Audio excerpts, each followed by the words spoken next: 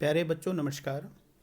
आज हम उपस्थित है कक्षा 8 के हिंदी विषय के कार्यपत्रक संख्या 16 को लेकर, जिसमें हमारा जो टॉपिक है या जो उपविषय है वो है कबीर की साखियाँ। बच्चों, इससे पहले के जो 2 कार्यपत्रक हमने पढ़े थे हिंदी विषय के, उसमें भी हमारा जो टॉपिक था या जो उपविषय था वो कबीर की साखियाँ ही था। और आज इस कार्यपत्रक संख्या 16 में हम कबीर दास की साखियाँ या कबीर की साखियाँ पाठ का आखिरी दोहा पढ़ने जा रहे हैं। तो चलिए हम दोहे को पढ़ेंगे।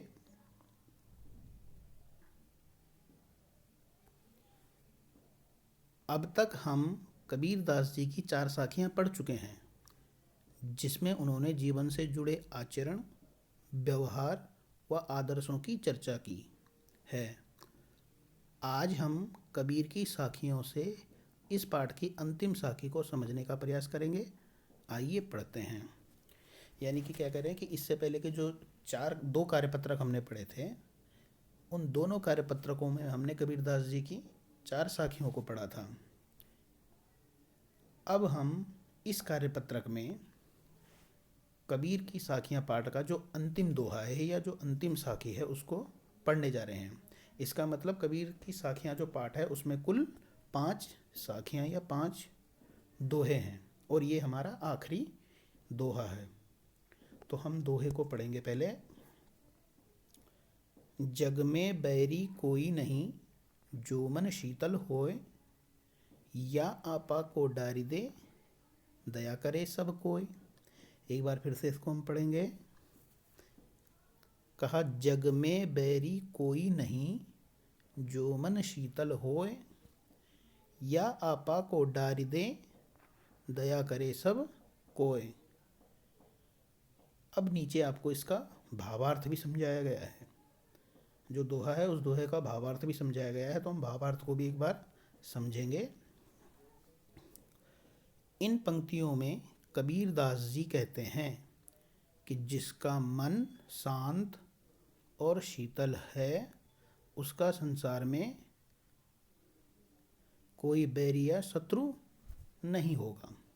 ये हमारी पहली लाइन का अर्थ है। तो इसमें कबीरदास जी कह रहे हैं, कहा कि जिस व्यक्ति का जो है मन हमेशा कैसा होता है, शांत होता है और शीतल होता है। शांत और शीतल मन कैसा होगा? जब हमारे मन में किसी भी प्रकार का कोई क्रोध या किसी प्रकार का कोई गुस्सा या किसी भी तरह के बुरे भाव नहीं होंगे, तभी जो है हमारा मन क्या हो सकता है, शीतल हो सकता है या शांत हो सकता है। तो इसलिए कबीरदास जी कह रहे हैं कि जिसका मन शांत रहता है, शीतल रहता है, उसका संसार में कोई भी बैरी या शत्रु नहीं हो सकता। तो ये हमारी पहली लाइन का अर्थ है दोहे की। अब दूसरी लाइन का अर्थ कह बताएंगे। दूसरी लाइन में वो कह रहे हैं, यदि मनुष्य अपने अहंकार का त्याग कर दे तो हर कोई यहाँ पे हम पढ़ेंगे, और हर कोई एक दूसरे के प्रति समान रूप से दया भाव रखे। कबीरदास जी कह रहे हैं, यदि कोई भी मनुष्य हो,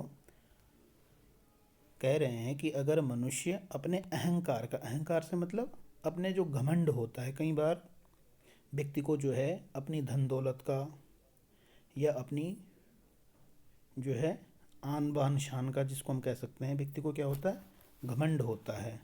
तो कबीरदास जी वही कह रहे हैं कि जो मनुष्य अपने अहंकार का त्याग कर दे, अपने घमंड का त्याग कर दे, और हर कोई एक दूसरे के प्रति, हर मनुष्य क्या रखे, एक दूसरे के प्रति क्या रखे, वो समान रूप से दया का भाव रखे।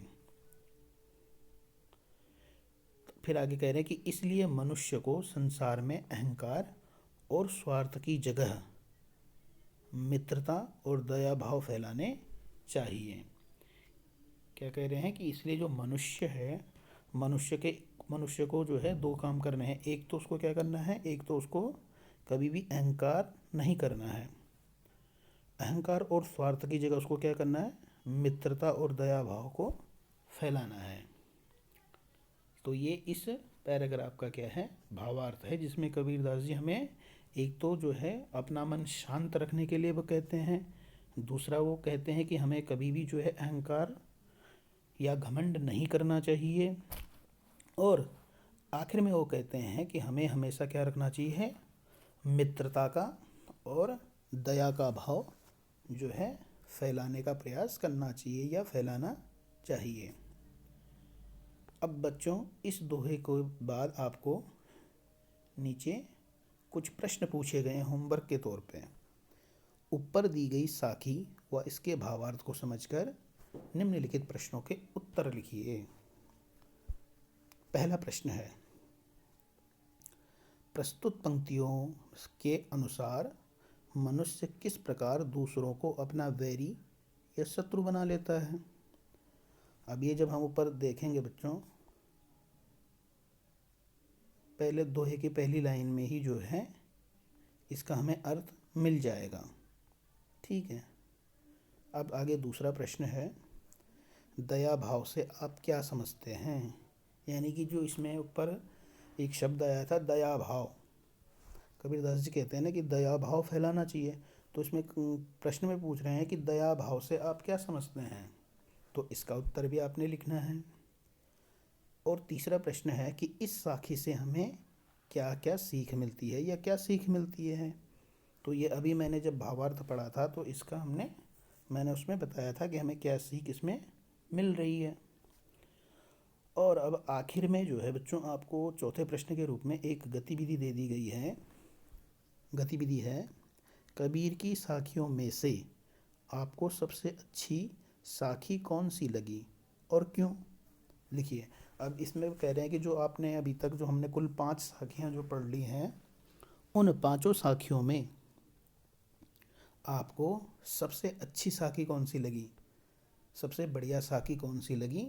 और ये भी उसका साथ में कारण भी लिखना है कि क्यों अच्छी लगी।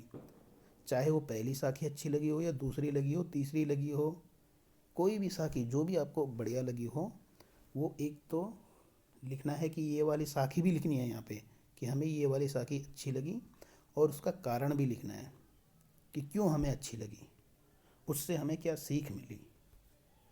तो इस तरह से बच्चों इन 4 प्रश्नों के साथ आज आपका हिंदी विषय का कार्यपत्रक है।